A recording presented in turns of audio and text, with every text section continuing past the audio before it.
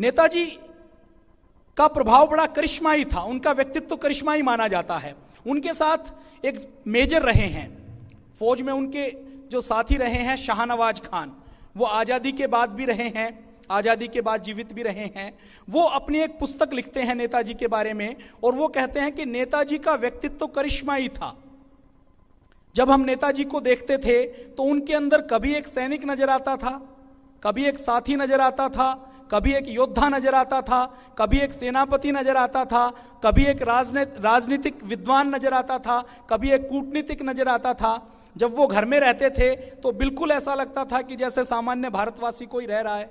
जब वो मोर्चे पर होते थे तो ऐसा लगता था कि एक सैनिक युद्ध कर रहा है, एक सर्वस्व गुण संपन्न सेनापति मोर्चे का नेतृत्व कर रहा है। और अब जब वो आजाद हिंद सरकार के सेनापति के रूप में किसी सभा को संबोधित करते थे तो ऐसा लगता था कि विश्व स्तर का कोई बड़ा राजनेता संबोधन कर रहा है। तो शाहनवाज खान लिखते हैं कि नेताजी का प्रभाव सिर्फ भारतवासियों पर नहीं होता था, भारतीय मूल के लोगों पर नहीं होता था, विदेशी व्यक्ति भी उनके सामने आकर नतमस्तक हो जाते थे। ऐसा उनका प्रभाव था, ऐसा उनका व्यक्तित्व था।